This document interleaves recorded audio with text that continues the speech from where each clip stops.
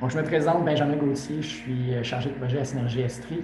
Le Fonds Équidor travaille de pair beaucoup avec Synergie Estrie, vu qu'on est beaucoup dans les mêmes domaines. Puis, c'est moi qui m'ont demandé de faire la présentation, l'animation d'aujourd'hui pour le webinaire. Et vous avez tous vos caméras et micros de fermés pour des raisons environnementales et aussi parce que le Zoom webinaire fonctionne de cette manière. Donc, on vous demande à tous de les garder comme ça parce que vous n'avez pas d'autre façon d'option de les ouvrir. Puis, si jamais vous avez des questions, ça va être dans le chat que vous avez en bas. Il y a la section de chat, donc écrire vos questions là-dessus et on va les utiliser à la fin de la présentation. Il va y avoir une paire de questions d'à peu près 15 minutes si tout va bien. Puis on va pouvoir y répondre à mesure que vous les avez écrites. Si dans l'éventualité qu'il n'y a plus de commande de temps pour répondre à toutes les questions, on va les répondre par les panélistes, puis on va vous envoyer ça par courriel avec les présentations et le vidéo du webinaire. Donc, le plan de la séance aujourd'hui, ça va être Gabriel Minier, qui est l'agent du Fonds Equidor, qui va commencer par présenter qu'est-ce qu'est le fonds. Brièvement, il n'est pas ouvert actuellement, mais elle va pouvoir vous donner un peu plus de détails sur qu'est-ce que les agents font actuellement d'ici à ce que le fonds réouvre.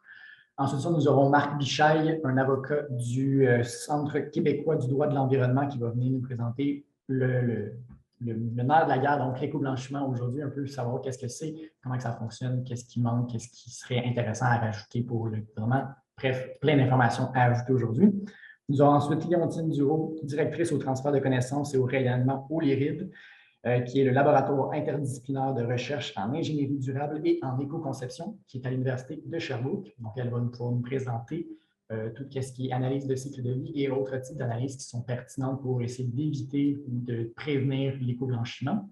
Et on va terminer avec M. Benoît Boucher, président fondateur de DBO International, qui est une entreprise qui a fait des analyses, qui a concrétisé un peu ce que Léontine va nous parler, et on va pouvoir un peu connaître sa démarche sur pourquoi il a voulu avoir ce genre d'analyse sur sa technologie. Donc, et comme vous pouvez le voir, à la fin, il y aura une période de questions.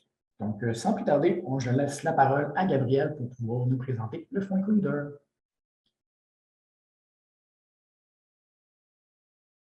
Ton micro n'est pas ouvert. C'est ce que je viens de remarquer.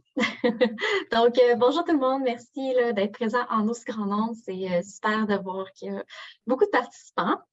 Donc, je suis là aujourd'hui pour vous parler du Fonds Éco-Leader. En fait, c'est quoi? Qu'est-ce qui se passe avec ça? Puis, par la suite, là, je vais laisser place en fait rapidement là, aux prochains invités qui ont beaucoup d'informations à vous donner, super pertinentes. Alors, comme ça. OK. Donc, comme Benjamin l'a mentionné, je m'appelle Gabrielle Minier et puis c'est moi qui est l'agent du Fonds Éco-Leader pour la région de l'Estrie. Alors, en tant qu'agent, on est vraiment présent là, pour soutenir les entreprises dans l'amélioration de votre bilan environnemental et puis, par le fait même, d'augmenter la compétitivité de votre entreprise. Pour ce faire, là, on va avoir 3 leviers. Donc, le premier, en fait, c'est le réseau d'agents qui va être disponible. Là, on va avoir un agent qui va être dans chaque région du Québec. Ensuite, on a une enveloppe de financement de 18,5 millions de dollars. Là. Malheureusement, pour l'instant, c'est sur pause. Mais on reste quand même là, très positif qu'elle va revenir au courant de l'année prochaine. Donc, restez quand même à l'affût des prochaines publications, puis d'être abonné à l'infolette. C'est vraiment de cette manière-là que vous êtes capable d'être les premiers au courant. Puis, le troisième levier, ça va être notre répertoire là, qui se situe sur notre site Web. Donc, on a plusieurs informations très pertinentes pour vous inspirer. D'abord, là, je reviens un petit peu sur le réseau d'argent. Qu'est-ce qu'on fait exactement? Donc, pour les agents, en fait, on va vous servir à vous orienter vers les meilleures ressources possibles là, pour favoriser, en fait, la réalisation de vos projets éco-responsables. Donc, on est disponible pour des financements qui vont être vraiment plus adaptés pour vos besoins. On va aussi essayer de vous trouver des experts qui vont être spécialistes là, dans l'accompagnement, dans la démarche de votre projet, là, selon votre cas. Et puis, on reste également là, très connecté avec tout notre réseau régional, en fait, là, tous les organismes pour être au courant de ce qui se passe là, dans notre région. Puis, de cette manière-là, on est vraiment très bien placé pour vous conseiller. Comme ça. Puis, comme je vous disais, pour le réseau, pour le site Internet, Il y a également là, un répertoire qui est disponible. Là, donc, on a au-dessus de 400 experts qui est inscrit. On a également un répertoire de programmes de financement, là, donc de plusieurs types. Là. On a fédéraux, provinciaux et il y en a quelques-uns aussi régionaux. Ça peut être vraiment intéressant là, de faire une petite revue de ça. Puis sinon, on a également là, une cinquantaine de publications sur le blog qui permettent de vous inspirer si vous avez, vous êtes en manque d'inspiration pour votre projet d'entreprise. Puis là, en fait, c'est à ce moment-là que ça peut être quand même intéressant de nous contacter. De cette manière-là, on va vraiment vous aider là, pour ce qui est de faire un petit tri là-dedans et puis vous référer les meilleures ressources. Donc, si jamais vous avez d'autres questions, vous pouvez me contacter. Je vais vous envoyer les coordonnées à la fin de la présentation. Donc, merci. Puis, je vais vous laisser la parole à Benjamin là, pour la suite. Merci, Gabriel. Donc, c'est ce qui fait le tour de la présentation du Fonds Equidor. Donc, on a bien hâte que ça réouvre pour qu'on puisse avoir des nouveaux projets à financer. Donc, je vais tout de suite passer la parole à Maître Marc Bichaille, donc l'avocat au Centre québécois du droit de l'environnement, qui va venir nous expliquer ce qui en est de l'éco-blanchiment actuellement au Québec, au Canada. Et j'ai bien hâte de savoir tout ce qui va se passer là-dessus. C'est à vous, Maître Bichaille. Bonjour, merci. Merci à Synergie Estrie et au Fonds Éco-Leader pour l'invitation à ce webinaire. C'est un plaisir d'être parmi vous aujourd'hui. Je me permettrai de commencer avec, avant de rentrer dans le vif du sujet, quelques mots sur notre organisme. C'est un organisme communautaire à but non lucratif. C'est un organisme de bienfaisance. On est un organisme non gouvernemental, entièrement indépendant et fondé il y a plus de 30 ans. La mission, pour la résumer, c'est essentiellement d'utiliser le droit pour protéger l'environnement. Vous avez la version un peu plus longue là ici sur notre site web, mais je vous épargne les détails. On veut aller directement à ce qui nous intéresse, mais nos axes d'intervention, je crois que c'est utile de vous mentionner pour ceux qui nous connaissent moins ou pas du tout. D'abord, c'est l'information du public. Donc, ça passe surtout par notre ligne verte. Donc, on répond à vos questions par courriel, par téléphone, gratuitement sur tout ce qui concerne des sujets de droit de l'environnement pour vous aider à mieux comprendre comment le droit peut soutenir la protection de l'environnement. Avec l'aide notamment de notre clinique juridique, qui sont des étudiants en droit qui font plusieurs recherches pour nous et plusieurs démarches, donnent des conférences, etc. Justement, on donne des présentations, des formations, on participe à des webinaires comme celui d'aujourd'hui. On a aussi sur notre site web directement ce qu'on appelle Obitaire. C'est une série de billets d'information qui est gratuit, très vulgarisé et ça sert à ce que monsieur, madame, tout le monde puisse comprendre rapidement des notions de base sur toute une foule de sujets en droit de l'environnement, du droit municipal à la protection légale de la biodiversité, la lutte contre les changements climatiques, etc., etc. Le deuxième axe, c'est tout ce qui touche aux réformes législatives et réglementaires. Donc, nous analysons les projets de loi et de règlement, nous émettons des recommandations, nous participons à des consultations publiques, etc. Et enfin, le troisième axe, et non le dernier, mon préféré parce que je suis avocat de litige,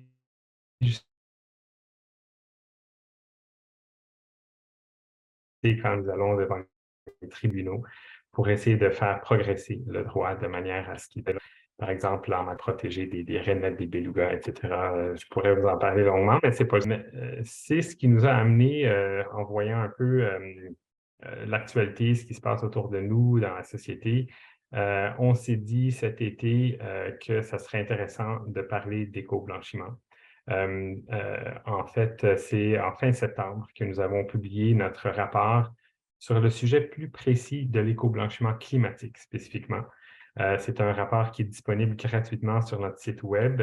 Pour ceux qui n'ont peut-être pas le temps de lire les 140 pages à peu près, là, il y a aussi sur la même page web le sommaire exécutif qui prend la forme de questions-réponses. Des questions comme « C'est quoi l'éco-blanchiment? » Alors justement, parlons-en. En fait, l'éco-blanchiment, en anglais, greenwashing, vous connaissez sûrement, c'est quand une entité, par exemple une entreprise privée, émet des déclarations fausses ou trompeuses quant aux attributs environnementaux de ces activités ou de ces produits ou services. Ça, on peut penser par exemple aux publicités, aux slogans, aux logos, aux emballages, etc. Ça peut prendre plusieurs formes.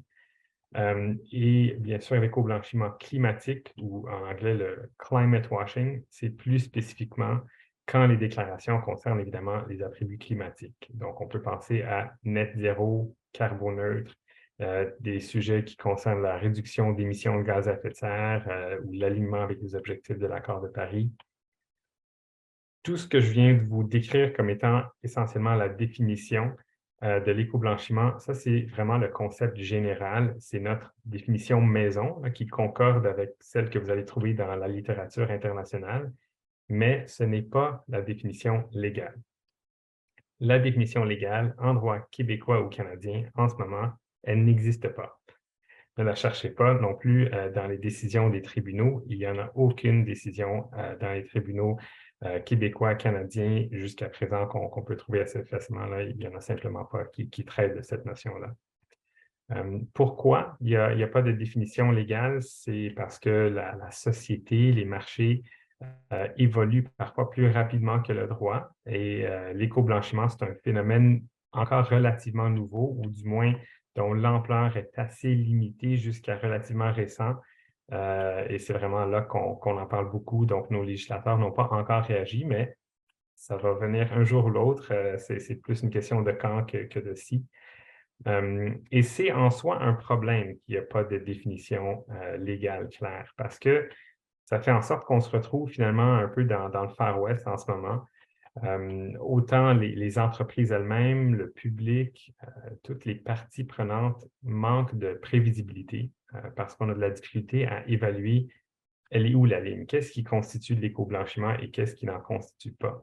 Ça serait un peu comme jouer au soccer avec un but invisible. On sait qu'il est là, mais on ne sait pas il est où exactement. Donc, on sait par exemple qu'on n'a pas le droit de faire des déclarations fausses ou trompeuses. Ça, c'est une règle qui existe, qui est appliquée.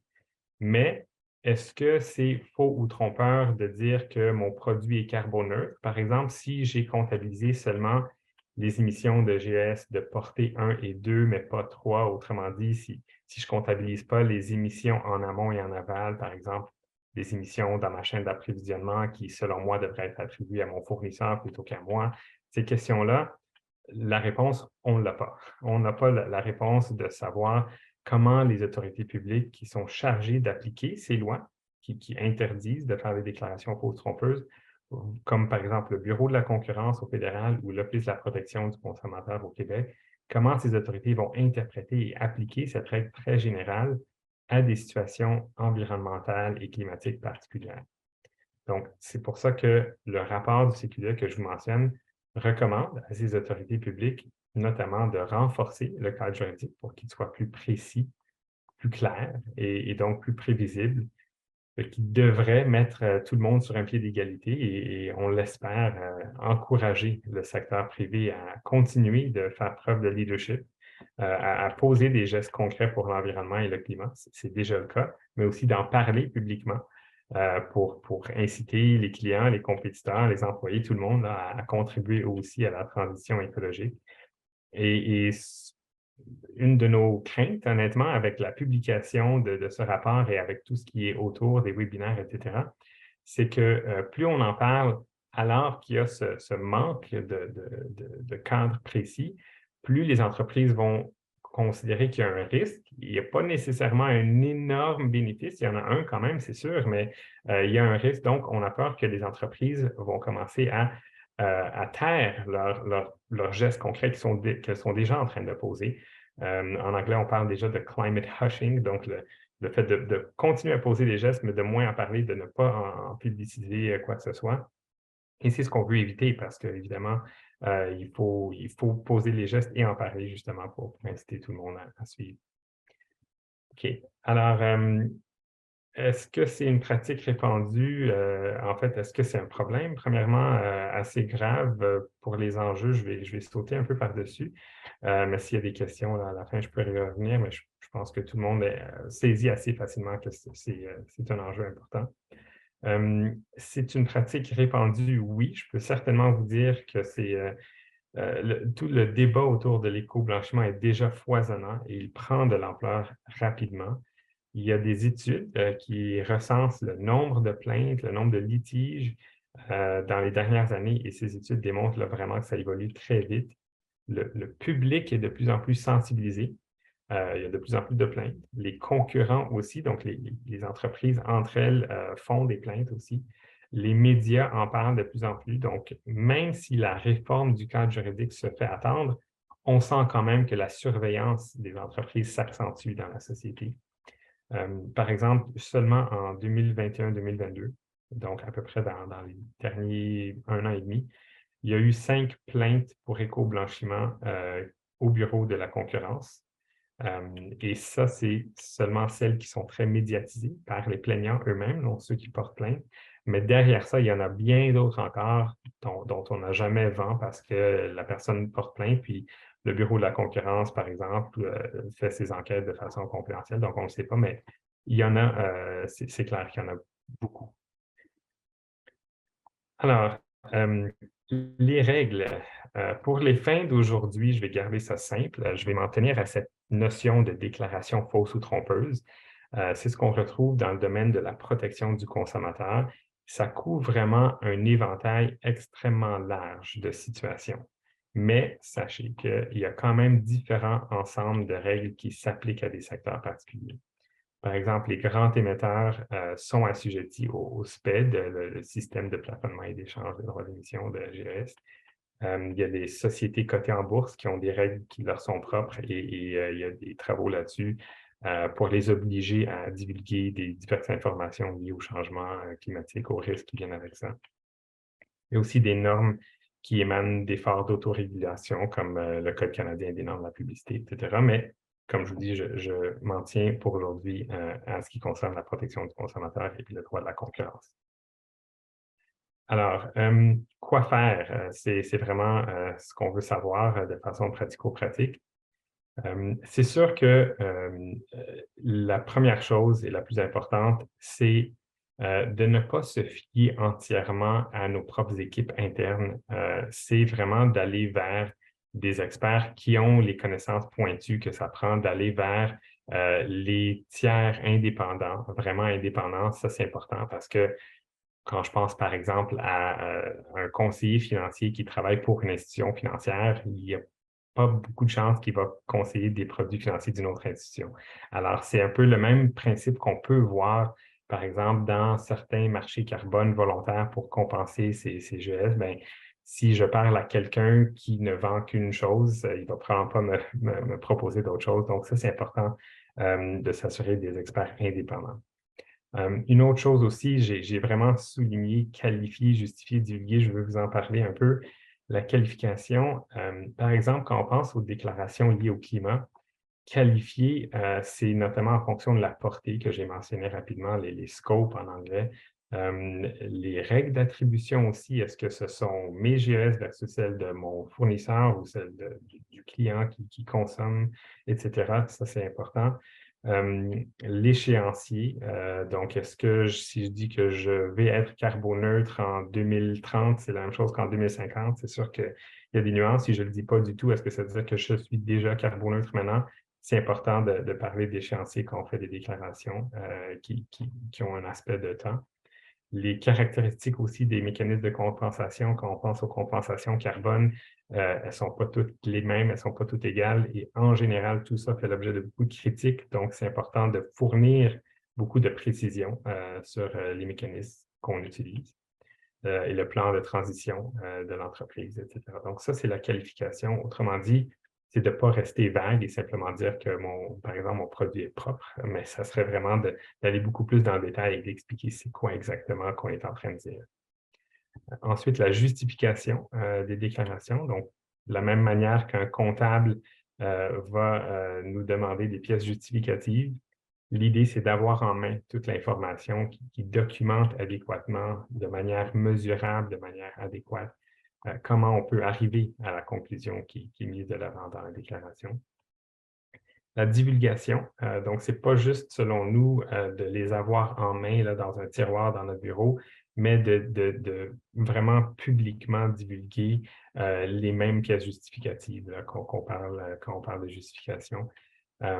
C'est sûr qu'il y a des fois un réflexe. On pense aux chiffres d'affaires, aux secrets commerciaux et tout ça. Ça, c'est une chose, d'accord, mais l'opacité inspire la méfiance et la transparence inspire la confiance. C'est important de faire preuve d'un maximum de divulgation dans la mesure du possible. Et dans ce même ordre d'idée, je dirais que parler peut-être aussi des impacts négatifs, même si a priori ça peut paraître contre-intuitif, le public apprécie l'honnêteté de plus en plus, surtout si on traite d'un sujet qui s'y prête, comme par exemple quand on parle de carboneutralité, parce que ça implique de comptabiliser des plus et des moins, le risque est d'autant plus grand si on donne plus de poids dans nos déclarations à nos bons coups qu'à nos moins bons coups. Donc, c'est vraiment de plus en plus quelque chose que je pense qu'on commence à voir et qu'on verra de plus en plus des entreprises qui vont vraiment parler non seulement de ce qui est positif dans leurs actions, mais ce qui est toujours impactant et leur plan pour arriver à modifier ça aussi. Et enfin, je dirais de non seulement se conformer à des normes qui existent déjà pour, en bon français, se baquer, là, pour dire, mais moi, je suis telle norme donc, mais aussi de faire les bons choix, de faire ses devoirs et de choisir idéalement les meilleures normes, parce que souvent, il y en a des choix. Alors, si on prend par exemple une hypothèse d'une entreprise qui pourrait soit adhérer à aucune norme ou une norme qui est correcte ou une norme qui est largement considérée comme excellente, mais peut-être plus dispendieuse, peut-être que le choix le plus logique, c'est d'opter soit pour aucune norme, soit pour celle qui est excellente, parce que tôt ou tard, les connaissances scientifiques vont se développer, le public va être encore plus sensibilisé, sophistiqué, et le choix de la norme qui est juste correcte va devenir de moins en moins attrayant et éventuellement peut même se transformer en risque réputationnel. Si on pense par exemple juste à une entreprise qui se vend depuis longtemps, qu'elle utilise du bois ou du papier, qui a reçu une certification et qui avait le choix entre, par exemple, pour prendre deux exemples, il y a le SFI, donc Sustainable Forestry Initiative, d'une part, et d'autre part, le Forest Stewardship Council, FSC. On peut deviner qu'après la plainte qui a été déposée au Bureau de la concurrence il y a moins de 2 semaines par des groupes environnementaux contre SFI, peut-être que l'entreprise va se demander si le calcul bénéfice, coût-bénéfice est-il bon, s'il devrait être évalué, etc. Et ça, c'est juste un exemple, mais j'anticipe qu'on va voir ce genre de choses de plus en plus souvent. Donc, si ça coûte trop cher, peut-être que juste ne pas choisir une norme puis simplement faire de notre mieux, c'est plus intéressant que de choisir une norme qui finalement a des problèmes où on peut voir poindre à l'horizon des enjeux. Ensuite, je termine sur quoi éviter. C'est sûr que les déclarations vagues ou génériques, c'est un très grand risque. Aux dernières nouvelles, l'Union européenne est en processus en ce moment d'étudier une proposition de réforme législative où des expressions comme celle-là seraient carrément interdites, à moins qu'il y ait une certification ou un règlement reconnu qui permette l'expression. Donc, tous les mots environmentally friendly, éco-friendly, vert, amis de la nature, tout ça, selon cette proposition de réforme législative, seront carrément interdits, à moins qu'il y ait vraiment une certification ou un règlement. Et en ce moment, il y a, je pense, seulement la France qui a adopté dans son Code de l'environnement des modifications. Le Royaume-Uni est quand même bien avancé, mais tout ça pour dire qu'il y a quand même une avancée, là, pas juste en Amérique du Nord, mais un peu partout sur ces questions-là. Évidemment, l'exagération, ça, c'est à proscrire. Et je dirais d'éviter aussi ensuite de jouer dans le flou, d'essayer d'en tirer un avantage, de dire, bien, si je dis ça comme ça porte à 2 interprétations, donc ça devrait être correct si jamais. Il ne faut pas oublier qu'il n'y a personne qui oblige une entreprise à communiquer des prétentions environnementales ou climatiques. Donc, si elle le fait, c'est soit parce qu'elle veut réellement bien faire, soit parce qu'elle y voit une façon de rehausser la réputation de l'entreprise, d'un produit ou service, ou les deux, évidemment.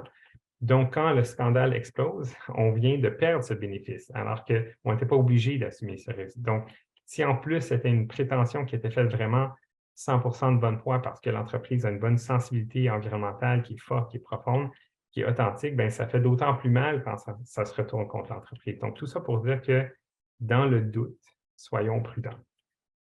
Et juste un dernier petit mot sur certains secteurs. Je pense que une chose qui est revendiquée de plus en plus, c'est que peut-être que certains secteurs, bien, on devrait carrément interdire des publicités, par exemple.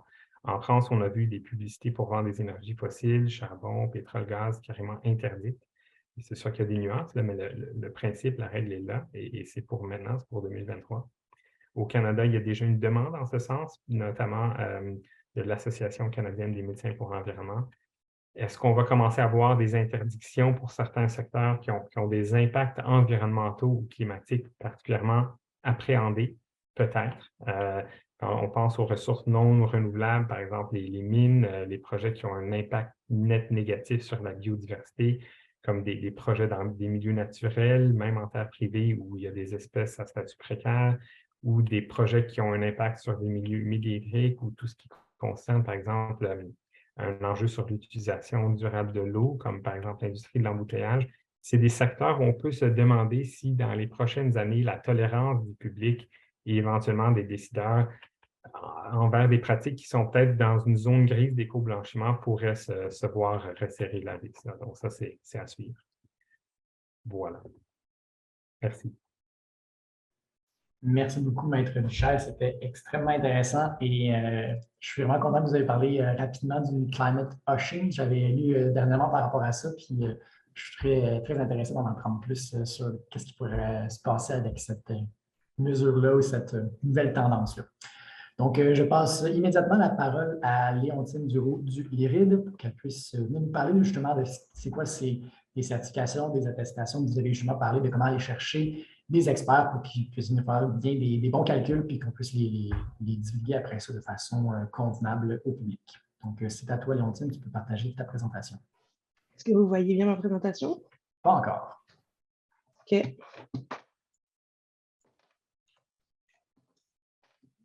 La même chose que tout à l'heure. Ça devrait être bon? Oui, c'est parfait. Parfait. Fait que bonjour à tous. Moi, je vais comme rebondir sur ce qui vient de dire précédemment, sur qu'est-ce qu'il fallait éviter en termes de divulgation, puis comment on définissait l'éco-blanchiment. Puis je vais plus vous parler de comment vous, en tant qu'entreprise ou décideur, réfléchir à vos impacts pour pouvoir déjà communiquer mieux sur ce que vous faites réellement, puis en plus de ça, cibler des impacts qui ont réellement des bénéfices environnementaux. C'est plus comment prévenir l'éco-blanchiment dans vos pratiques. On a parlé de ceux qui voulaient communiquer sans faire des efforts, mais il y a quand même une grosse partie d'entreprises qu'eux, ils veulent faire réellement des efforts. Donc, comment, à partir de là, on attaque le problème de façon complète pour éviter justement des problèmes, des enjeux d'éco-blanchiment. Donc, pour commencer, je vais vous présenter vite fait le laboratoire interdisciplinaire de recherche en ingénierie durable et éco-conception pour vous expliquer d'où ça vient. C'est un laboratoire qui se concentre sur l'évaluation du cycle de vie en se basant sur des méthodologies d'analyse de cycle de vie. Donc, je vous présenterai un peu ça plus tard. Il y a un bilan carbone, puis il y a des analyses de cycle de vie pour évaluer des impacts d'une entreprise. On travaille, donc on est basé à l'Université de Sherbrooke, puis on travaille en formation, en recherche et développement et en transfert de connaissances, exactement ce qu'on fait en ce moment pour que les outils soient connus de tous. Ça se passe dans différents domaines. Les outils que je vais vous présenter sont applicables dans tout type d'entreprise, puis dans des domaines allant des bâtiments aux matières résiduelles, en passant par les entreprises mécaniques, agricoles, etc. Pour la petite mise en contexte, je vais vous parler d'une chose qu'on voit beaucoup, le déplacement d'impact. J'imagine que vous avez déjà vu des pubs, les voitures électriques sont vertes. Oui, mais il y a toujours la question de comment, pourquoi. Elles sont vertes parce qu'il n'y a plus d'émissions, comme on le voit sur la photo. Il n'y a plus d'émissions, il n'y a plus de fumée qui sort de la voiture, c'est bon, c'est clean. Sauf qu'on le voit beaucoup dans des pays, ici on a la chance d'avoir de l'hydroélectricité, c'est quand même pas si pire, mais on le voit beaucoup dans des pays, c'est vert, mais l'électricité vient d'une centrale au charbon.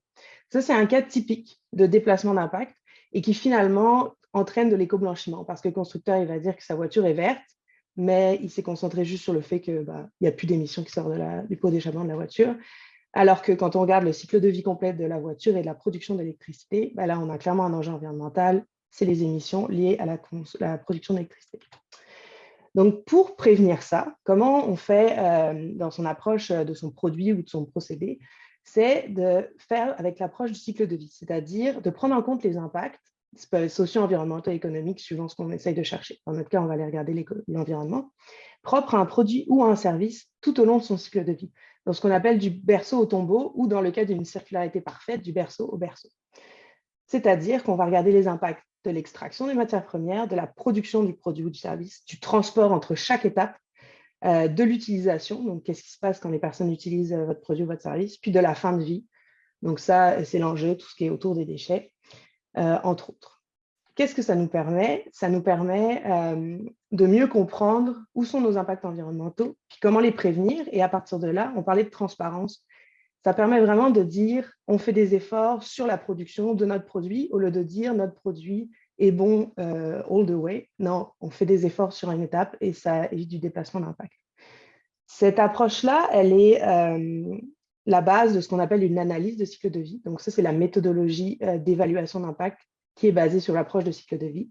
C'est la caractérisation des impacts environnementaux potentiels à travers l'établissement d'un inventaire des émissions et des extractions. Ce qui se passe, c'est qu'on reprend toutes les étapes que je viens de vous mentionner. On voit tout ce qui rentre dans l'étape et tout ce qui en sort. C'est un exemple, production d'acier, tout ce qui rentre, c'est les minerais, tout ce qui en sort, c'est la pollution chimique dans les mines pour extraire le minerai. Vous voyez, tout ce qui rentre, tout ce qui sort, on le comptabilise. Et avec ça, on sort des impacts, non seulement sur les changements climatiques, c'est-à-dire les équivalents GES, mais comme vous le voyez à l'écran, sur la toxicité humaine, les risques de smog, l'acidification, l'empreinte de l'eau, la demande en énergie, etc. En général, il y en a une quinzaine. Et ensuite, ces impacts-là, ils sont regroupés en 4 grandes familles d'impacts. Changement climatique, donc ce qu'on a l'habitude de voir avec les GES, la toxicité sur les écosystèmes, la toxicité pour l'humain et l'utilisation des ressources. Fait que vous voyez que ça fait comme un bilan global du produit, en fait, l'impact qu'il va avoir sur l'environnement de façon générale et non plus juste sur les changements climatiques. Mais là, vous allez me dire, OK, mais on parle beaucoup de bilan carbone, on l'a vu, c'est des grandes actions gouvernementales. Donc, qu'est-ce qu'on fait? Puis, est-ce que le bilan carbone, avec ça, qu'est-ce qu'on en fait? Puisqu'on a vu que c'était possible aussi de faire des bilans plus complexes. L'intérêt du bilan carbone, c'est que, comme vous le voyez à l'écran, on en a parlé un peu précédemment, ça a plusieurs scopes. Le scope 1, ça va être les impacts, donc l'équivalent GES de toutes vos activités directes de votre entreprise, donc votre bâtiment, qu'est-ce qui se passe, qu'est-ce qui sort, qu'est-ce qui est émis. Le scope 2, on va aller sur les émissions qui sont reliées aux énergies utilisées pour votre activité, que ce soit industrielle ou de votre entreprise. Puis le scope 3, finalement, c'est une analyse de cycle de vie, puisque c'est tout ce qui va rentrer, tous les impacts GES de tout ce qui va rentrer dans votre production, puis tous les impacts GES de l'utilisation et la fin de vie de vos produits. Donc finalement, un scope 3 d'un bilan carbone, c'est l'équivalent d'une analyse de cycle de vie sur juste l'empreinte carbone de votre produit. Fait que finalement, ces deux outils-là sont complémentaires dans leurs actions. Vous voyez qu'on ne va pas chercher la même chose, mais ça se ressent. L'intérêt aussi du bilan carbone, c'est que c'est une quantification d'impact. En général, ça va être annuel. On va le voir plus tard, mais on vous montrera comment on fait dans une entreprise. Ça cible les contributeurs GES, puis ça permet de mettre en avant les actions mises en place à l'échelle d'un produit ou d'une entreprise, ce qui va être plus compliqué avec l'analyse du cycle de vie, puisque c'est plus utilisé pour des produits précis. Aussi, le bilan GES en ce moment, ça devient de plus en plus une contrainte, que ce soit par les marchés ou les gouvernements. Donc, c'est un outil qui est très utile. L'analyse de cycle de vie, de son côté, ça va être l'empreinte globale d'un produit, comme je vous l'ai montré, la quantification de chaque étape et l'identification de qu'est-ce qui contribue à votre impact environnemental, qui va permettre de faire de l'éco-conception. Je vais revenir par après. Ça évite les transferts d'impact, on l'a vu avec la voiture. Ça évite de régler un problème à un endroit qui finalement va être un problème à un autre. Donc, dans cette logique-là, ça permet d'éviter des problèmes et d'éviter aussi de dire qu'on a solutionné un problème, puis de cacher le fait qu'on a déplacé cet impact-là. Et ça permet surtout de mettre en avant les améliorations qui peuvent être faites sur un produit ou de le comparer à un produit concurrent qui a la même fonction. Donc, c'est ça qui est intéressant. Pour la même fonction, mon produit va être plus bénéfique d'un point de vue global que celui, par exemple, d'un concurrent dans le cas des entreprises. Ensemble, les deux, comme je vous l'ai dit, ça peut permettre d'un potentiel de réduction des GES généraux parce que, par exemple, quand on parle du scope 3, il y a certains secteurs, notamment agricoles, que 90% des GES sont sur le scope 3 et non sur le scope 1 et 2. Donc, au lieu de dire on est net zéro, qu'on n'a pas dit, mais c'est sur le scope 1 et 2, ben, finalement, on prend en compte l'intégralité, le scope 3, puis là, on est capable de dire on a réduit notre bilan carbone, ou on est net zéro sur l'intégralité. Et c'est du réel. C'est ça la différence avec des fausses acclamations, des fausses informations. Puis, comme je vais venir, la complémentarité, c'est qu'on peut plus facilement comprendre où notre produit a un impact et à partir de là, plus facilement améliorer son impact environnemental. Et donc, quand on va en venir à dire pourquoi notre produit est plus respectueux de l'environnement, etc., ben, on va avoir une base solide, on le disait tout à l'heure, des méthodologies concrètes, puis une base solide pour que nos déclarations soient faites de façon transparente. Une analyse de cycle de vie aussi, c'est un outil qui est encadré par une norme ISO, la norme ISO 14040 qui explique toute la méthodologie, puis la 14044 qui explique comment la faire, comment quantifier les impacts et toutes ces obligations techniques. Il y a aussi une autre règle qui est dans cette norme et qui, dans notre cas, nous est vraiment importante, c'est que si l'analyse de cycle de vie a une vocation d'être rendue publique et qu'elle a une vocation comparative, c'est-à-dire on veut comparer notre produit à quelqu'un d'autre, on veut montrer que nous, on a moins de GES, par exemple, eh ben, elle doit être révisée par des pairs, puis révisée par une partie extérieure. Ce qui veut dire que là, tout de suite, on vient de prendre en compte les conseils qui avaient été donnés précédemment, faire valider vos méthodologies par une tierce partie. Donc, c'est sûr que ça a cet intérêt-là. Après, on peut le faire à l'interne pour nous, mais à partir du moment où c'est rendu public, il faut faire valider vos analyses de cycle de vie. Donc ça, déjà, ça amène une certaine transparence et rigueur dans la méthodologie. L'application d'analyse de cycle de vie qui est quand même commune, ici, ça va être pour les déclarations environnementales de produits. Ceux qui sont familiers avec ça, c'est finalement des analyses de cycle de vie relativement simplifiées, mais qui sont elles aussi encadrées, basées donc sur le principe de l'approche de cycle de vie, vérifiées par une tierce partie, enregistrées et cadrées par secteur. Donc, il y a un cadre méthodologique. Ça permet dans des secteurs comme la construction de se comparer aux concurrents de façon transparente et encadrée par des normes. Pourquoi on fait de l'analyse de cycle de vie? D'abord, pour savoir où sont nos impacts, ne pas être faussé dans quels sont nos impacts réels, puis aussi pour faire de l'éco-conception.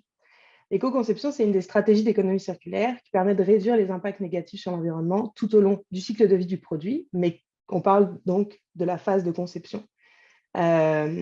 L'extraction, donc toutes les étapes que je vous ai présentées par avant, la phase de conception, on veut améliorer nos impacts, c'est à ce moment-là qu'on va faire de l'éco-conception, mais le problème, c'est par où on commence. L'analyse de cycle de vie, en tout cas les résultats, que ce soit par une approche simplifiée ou l'approche complète, permet d'identifier où faire nos améliorations en éco-conception. Je vous donne l'exemple classique, là, en ce moment, les emballages, là, que ce soit de la pression marketing ou des consommateurs. Il va y avoir, par exemple, sur les emballages marqués, nous avons réduit 80% de GES. 80% de GES, mais finalement, c'est l'emballage. Dans le cas, comme vous le voyez, des épinards surgelés, quand on fait l'analyse de cycle de vie de ces épinards, on voit clairement que l'emballage représente 4 à 5% de l'impact, là je vous ai juste sorti sur les changements climatiques, mais de l'impact total de votre produit. Donc, si l'entreprise a fait une amélioration sur l'emballage, c'est bien. Si elle a amélioré 80% des GES de l'emballage, c'est bien. Mais dans ce cas-là, dire qu'ils ont diminué de 80% les GES de leurs produits, c'est une déclaration complètement fausse. Et dans notre cas aussi, ça détourne les efforts de l'entreprise parce que finalement, s'ils avaient réalisé ou analysé leurs produits selon une approche comme celle-ci, ils auraient pu voir que faire du travail sur leur logistique et leur transport, quand on a une réelle vocation à améliorer l'impact environnemental, ça aurait été beaucoup plus pertinent pour l'entreprise. Et on sait tous, le temps, l'argent, c'est des défis. Fait que mettre ses priorités à la bonne place quand on veut faire des améliorations environnementales, c'est quand même le nerf de la guerre. Donc, dans ce cas-là, vous voyez que l'emballage n'était peut-être pas le cheval de bataille auquel s'attaquer en premier, puis que finalement, la déclaration qui va s'en suivre, elle a beau être basée sur une réelle volonté, elle va être fausse dans sa nature. Puis, elle va aussi fausser le consommateur parce que finalement, il va penser qu'il fait un choix environnementalement responsable, puis c'est peut-être pas forcément le meilleur. Donc, pour résumer tout ce que je viens de vous dire, l'analyse de cycle de vie, ou au moins l'approche de cycle de vie, ça a pour but de guider les entreprises en se basant sur des résultats probants, parce qu'il n'y a aucun produit qui est totalement vert, mais il y a des produits plus respectueux de l'environnement que d'autres, qui donnent la même fonction. Et on le voyait tout à l'heure, éviter les mots verts, sustainable, amis de la nature, c'était un bon exemple. On veut éviter ça, mais ce qu'on veut faire, c'est quand même aider les entreprises, continuer à faire des améliorations. Donc, en utilisant des approches comme celle-ci, c'est une évaluation concrète, c'est encadré méthodologiquement et ça permet de faire une différence, de ne pas mettre des efforts, comme on l'avait dit, là où il ne fallait pas.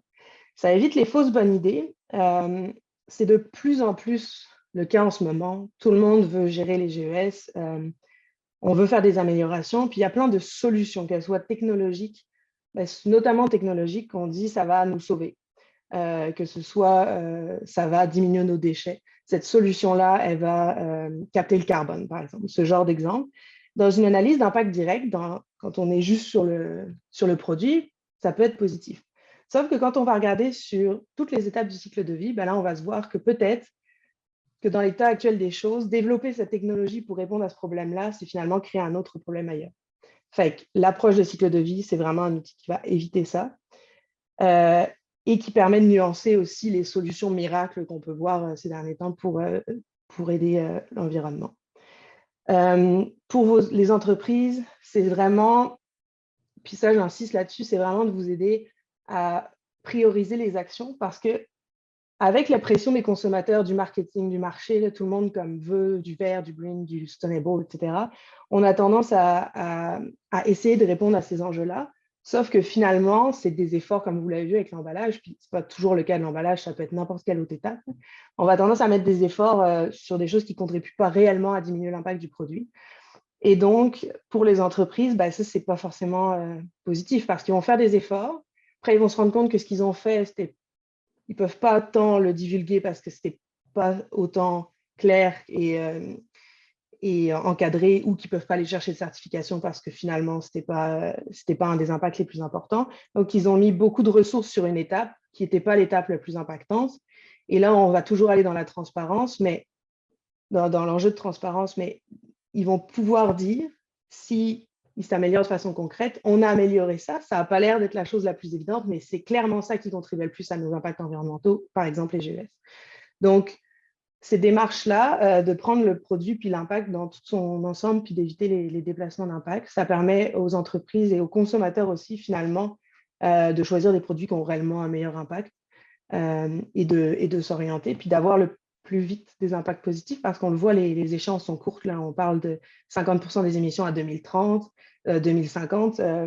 Dans une échelle, c'est demain matin.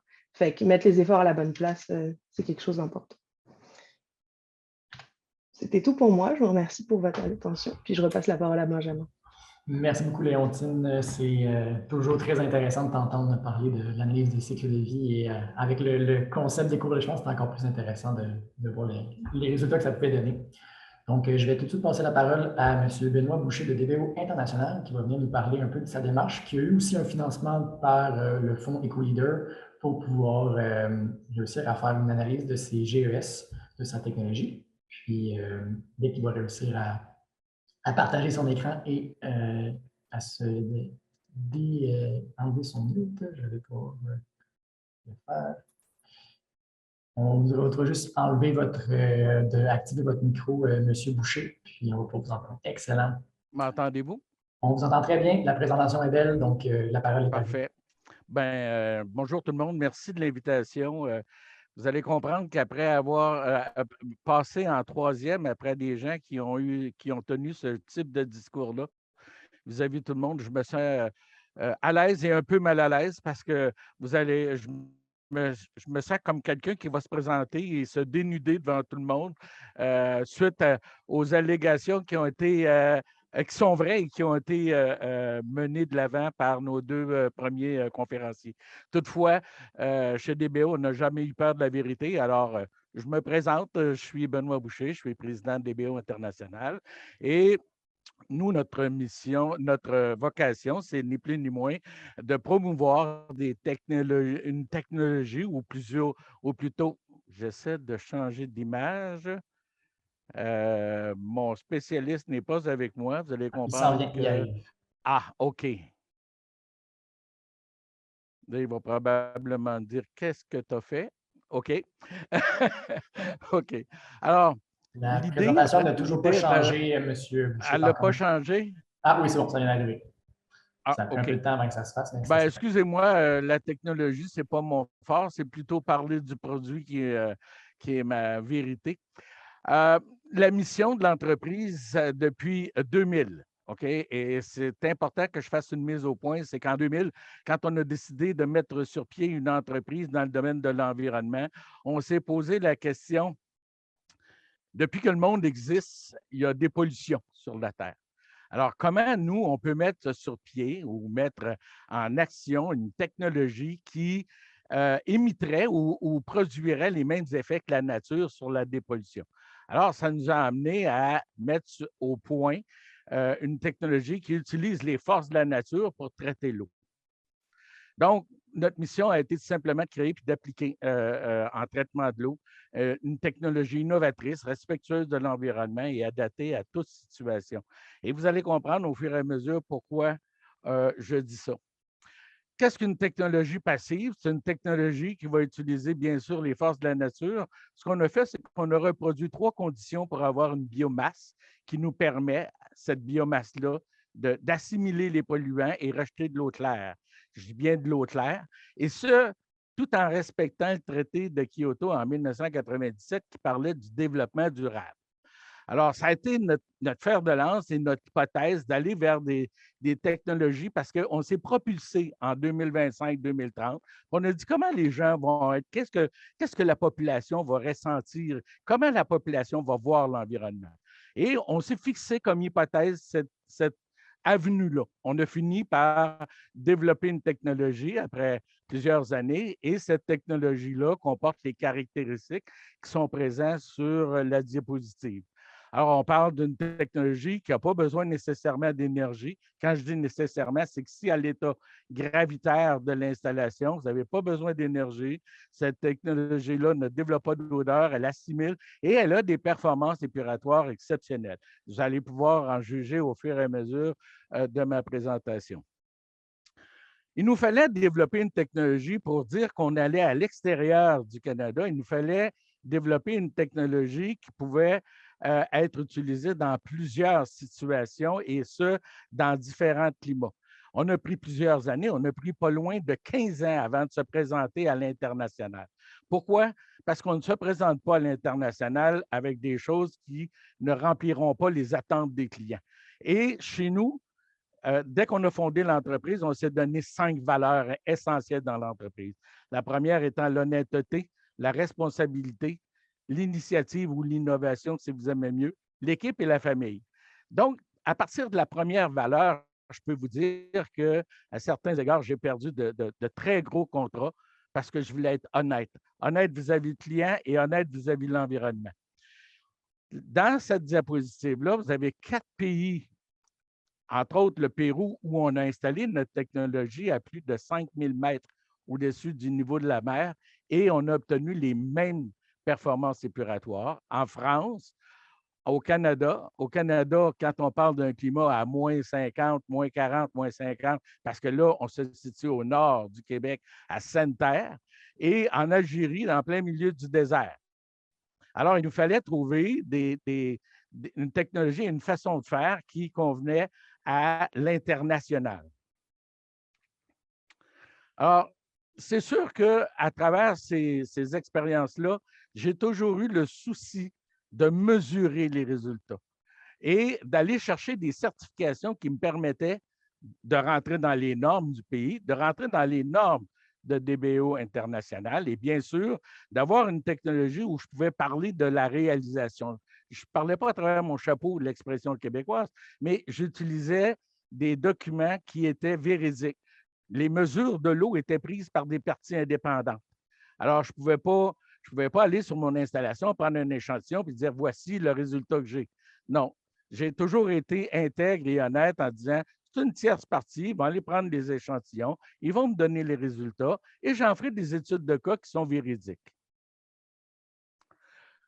À titre, quelques exemples. Ici, vous avez une école au Pérou de 125 à 130 jeunes enfants, des enfants de l'âge de 9 à 17 ans qui sont perdus dans la rue. On les a recueillis. Cette école-là a comme mission de les amener à grandir et devenir des hommes en société. Ils avaient des difficultés avec leur installation septique, on leur a fourni l'installation septique et aujourd'hui, ils ont de l'eau pour faire pousser des tournesols, entre autres, et arroser leur jardin, nourrir les animaux. Et la performance épuratoire, elle est suffisamment bonne pour avoir ce type de réutilisation. Je n'irai pas jusqu'à dire que c'est de l'eau potable, même si je sais très bien qu'avec une activité, à savoir l'ozonation, l'osmose inversée, les lampes solaires, je sais comment faire de l'eau potable. Mais je réserve ça à des gens qui se sont spécialisés en potabilisation de l'eau. Voyez-vous, ici, je suis à Dubaï. On est dans une installation sanitaire dans un parc non loin de la ville même de Dubaï, où, bien sûr, à 50 degrés à l'extérieur, il n'y a pas grand-chose qui pousse. Bien, voici les résultats. On traite l'eau. L'eau devient tout à fait propice à la végétation et on obtient ce type de résultat-là. Faites juste regarder un petit peu plus haut dans l'image, ici, juste l'autre côté. Ils n'ont pas fait d'irrigation. Le sol c'est ni plus ni moins du sol du désert, du sable. Et juste au-dessus de l'installation, avec l'eau qu'on traite, on obtient ce type de végétation-là. Ici, en Algérie, vous savez, là-bas, les pratiques, ce sont des drôles de pratiques. Les gens lavent leur auto continuellement à cause de la poussière. Des gens qui sont environnementaux, ici, on dit, ben non, on ne fera pas ça, laver notre voiture. Mais là-bas, étant donné le niveau de poussière qu'il y a, les gens lavent leur voiture souvent dans des haltes routières comme ça. Ils vont utiliser le lave-auto pour laver leur voiture. Bien, le fait d'avoir utilisé notre technologie puis d'avoir une eau propice à ce type d'usage-là a fait en sorte que l'installation s'est valorisée, ou si vous aimez mieux, un retour sur investissement sur une période de 18 mois. De sorte qu'aujourd'hui, on ne fait que recycler la même eau pour laver les voitures. Alors, on n'utilise pas de l'eau potable, on utilise une eau qui est propice à ce type d'usage-là. Pour vous donner un exemple de ce que c'est qu'on a dû faire à travers les années, c'est qu'on part d'une eau qui est noire à toute fin pratique ou une eau tout à fait polluée pour en arriver à une eau relativement claire. Je dis relativement claire, en réalité, elle est claire. Et l'idée, c'est que nous avons dû passer à travers des bancs d'essai. J'écoutais Maître Bichette dire, ben, conformez-vous aux normes, allez chercher, rapprochez-vous de ce que c'est que de ce que les gens, en termes environnementaux, requièrent. Ben, vous avez un exemple du type d'investissement qu'on a dû faire, passer des bancs d'essai en Europe, aux États-Unis, au Québec, et en passant, le Québec est probablement le banc d'essai le plus difficile à rencontrer à travers tous les bancs d'essai qu'on a faits, et je peux vous dire qu'on a fait plus de 20 à travers le monde. Alors, les normes québécoises sont exigeantes, puis avec raison. Nous sommes un pays où l'eau potable est fondamentale et importante, alors on se doit de respecter ce que c'est qu'on a comme actif. Alors, ça ici, c'est une diapositive qui vous présente un petit peu toutes les reconnaissances qu'on a à travers le monde. Et actuellement, au moment même où je vous parle, de jour en jour, on a des bancs d'essai partout et on obtient ces types de reconnaissance, soit des agréments ou des certifications. En bas, vous avez quelques logos qui vous démontrent que les autorités des différents pays nous ont reconnus comme un marquage, une norme américaine, la norme canadienne, un avis technique de la France qui nous a défini comme étant une technologie verte. Et là, j'ouvre mes bras parce que le vert ne semble pas être une couleur utilisée comme langage, mais c'est une très belle couleur en passant. Et Solar Impulse, qui est un organisme qui a un processus très rigoureux d'analyse d'une entreprise pour leur octroyer leur logo. Et nous avons dû passer à travers toute cette analyse-là et à la fin, ils nous ont reconnus comme étant une industrie avec une approche de traitement d'eau assez unique comme telle. Voici la certification Solar Impulse. On en est très fiers et bien sûr, c'est un accomplissement de 20 années de travail, 20 années de recherche, 20 années de publication et qui nous ont amenés à obtenir ce type de, certification. Et en passant, Bertrand Piccard est une personne qui préconise l'évolution, l'innovation en termes de technologie dans tous les domaines et entre autres, nous a reconnu comme innovation au niveau du traitement de l'eau. On en vient au nœud de la guerre. Fort de notre expérience, fort des années de bancs d'essai, des années de résultats positifs, cette année, au début de l'année 2022, c'est-à-dire fin 2021-2022, j'ai senti que le marché demandait à voir, sinon à comprendre, quelle était notre empreinte carbone par rapport au cycle de vie. Et j'ai demandé à des gens qui s'appellent Résilience Conseil et Capital de produire une analyse de notre cycle de vie. Voici les résultats. C'est directement en provenance de Résilience. Ce qui est important de comprendre dans ces résultats-là, et je vous le dis, quand j'ai décidé de prendre cette décision-là, de demander à une tierce partie de faire l'étude, c'est que j'ai décidé de ne pas avoir peur parce que depuis 20 ans, je me regarde toujours dans un miroir. Alors, je me suis dit, étant donné que je l'ai toujours fait, pourquoi pas continuer à le faire? Et là, en fonction du cycle de vie. Les résultats qui sont là nous ont impressionnés, non pas parce que j'ai voulu me comparer à d'autres, et je vous dis tout de suite, Résilience m'ont dit, est-ce que tu aimerais qu'on se compare à ta compétition? J'ai dit, pas nécessairement, parce que ce n'est pas en imitant la compétition qu'on la devance, c'est en se fixant des objectifs et en agissant vers notre orientation. Alors, j'ai dit, donnez-moi mes chiffres et ensuite de ça, avec l'équipe d'ingénierie, l'équipe d'amélioration qu'on a mis en place ici et les valeurs, on va se regarder dans le miroir et on va déterminer des objectifs pour 2023-2024. Au moment même où je vous parle, si jamais vous répétez cette expérience-là, sûrement qu'en 2024, j'aurai d'excellents résultats, encore meilleurs que ceux que j'ai actuellement à vous présenter et probablement meilleurs que ceux que j'estime avoir dans les prochaines années. Vous savez, ce que je comprends aussi, une minute. Ce que je comprends également, c'est que quand j'ai écouté M. Bichet et Mme Dureau, ça semble être impressionnant, ça semble être peut-être même un peu inaccessible, ce que ces gens-là nous disent, mais en réalité, c'est bien simple. C'est que pour un entrepreneur, c'est d'abord de ne pas avoir peur de se regarder dans le miroir parce que les résultats qu'on va avoir peuvent être soit décevants, soit encourageants.